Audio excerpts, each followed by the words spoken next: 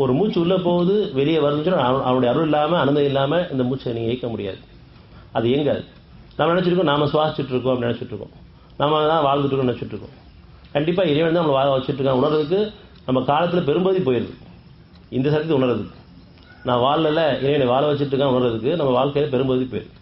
சரி, அந்த நேரத்தில் ஏதாவது இனிமேலாக பணிவோடவும் பெருமை கொள்ளாமலும் பொறுமையோடவும் சைப்புத்தன்மையோடவும் இறக்க உணர்வு மனித மனசோடவும் நம்மளாம் இயன்ற உதவிகளை மற்றவங்களுக்கு பிரதிமை எதிர்பாராமல் இறைவனை பொறுத்தத்தை நாடி என்ன முடியுமோ அதை செய்யும் பொழுது அதுக்கான விளைச்சல் நம்ம கண்டிப்பாக இருக்குது.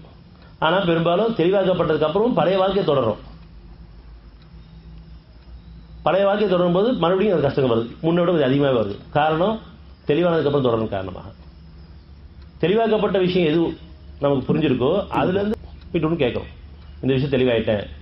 உதாரணத்துக்கு பெருமை கொள்ளக்கூடாது தெளிவாயிட்டேன், பெருமை கொள்ள தப்பு தெளிவாயிடுச்சு, புறாம்படக்கூடாது தெளிவாயிடுச்சு, அவசரப்படக்கூடாது தெளிவாயிடுச்சு, கோபப்படக்கூடாது தெளிவாயிடுச்சு, சந்தேகப்படக்கூடாது தெளிவாயிடுச்சு. இதெல்லாம் தீசல் வழிபாடு, உணர்ச்சியுடைய பாதை. மற்றவங்களை பற்றி குற்றங்களை பேசக்கூடாது தெளிவாயிடுச்சு, இறைவனுக்கு இணை வைக்கக்கூடாது தெளிவாயிடுச்சு. ஆனால் இதில் நம்ம இந்த விஷயத்தில் நம்ம தவறும் பொழுது அது பாம்படிக்கிற மீற விடுறோமா? பொறுத்துக்கணும் தெளிவாக இருக்குது, நன்மையான பாதை. சகிச்சுக்கணும் நன்மையான பாதை. மன்னிக்கணும் நன்மையான பாதை. இறக்கப்படணும் நன்மையான பாதை. விட்டு கொடுக்கணும் நன்மையான பாதை. பிரதிபலிப்பான ஒருத்தருக்கு உதவி செய்யணும் நன்மையான பாதை. இதெல்லாம் என்னுடைய பாதையாக உணவுடைய பாதையாக இருக்குது. இதை நம்ம வாழ்க்கையாக கேட்கணும். விளக்க வேண்டியதை அவனை விலக்கி கேட்கணும். தீமையிலிருந்து தீமையான குணங்கள்லேருந்து என்னை விலக்கி நன்மையான குணங்களை வாழ வை இறைவனே நம்ம கேட்கும்பொழுது நமக்கு படிப்படியாக மாற்றங்கள் கண்டிப்பாக இறைவனுடைய அது கொண்டு ஏற்படாமல் இருக்காது.